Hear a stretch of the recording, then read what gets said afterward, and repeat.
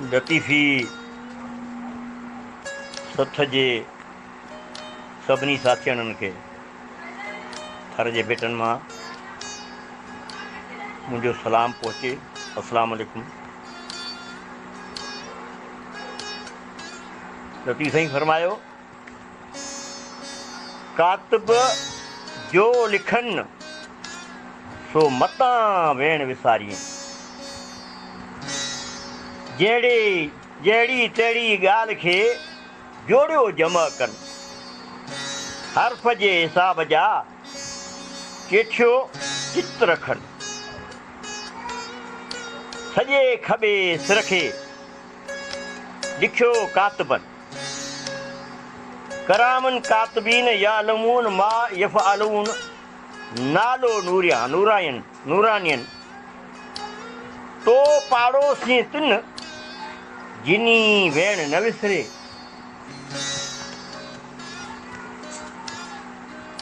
सजणो, हिन बैत जो मज़मून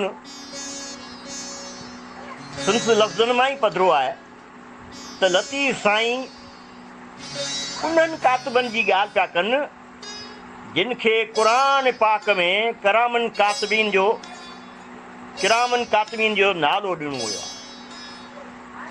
हुननि मां हिकु ॼणो आहे इंसान जे साॼे ऐं ॿियो खाॿे पासे हुजे थो।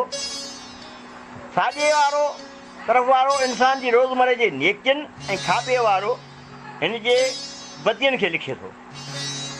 सूरह अल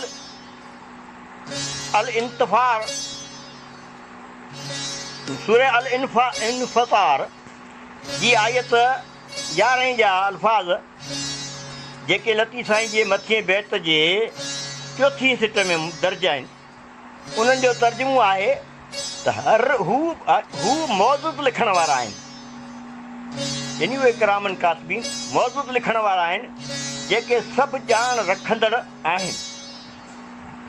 बिचाई साईं असांखे वाज़े तौर ते हिदायत था ॾियनि त इन्हनि कातिबनि जी मौजूदगीअ खे न विसारियो ऐं न को बि ग़लति वेण ॿोलो ऐं न ग़लति को अमल करियो, छाकाणि त हू जहिड़ी तहिड़ी नंढड़े में नंढड़ी ॻाल्हि तव्हांजी ज़बान मां जेका निकिरे थी या जेको तव्हां अमल करियो था, हू उनखे जोड़े जोड़े जमो पिया कनि, अखर खे जमो पिया कनि।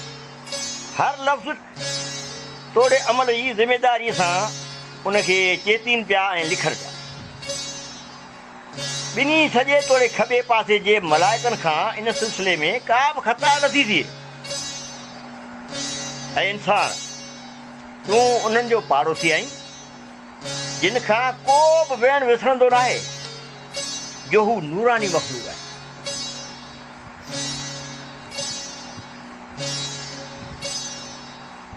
असांजो लतीफ़ साईं उहो अज़ीम रहबर आहे जंहिंजी शाइरी ज़िंदगीअ जे हर शोबे में असांजी रहनुमाई करे थी, चाहे उहो दीनी हुजे, दुनियावी हुजे या इंसानियत जो कहिड़ो बि पहलू हुजे, सूफ़ियुनि जी वैदानियत ऐं तोड़े वेदानियत हुजे, पर लतीफ़ साईं जे रिसाले मां असांखे जोगी रहनुमाई मिलंदी थी रहे।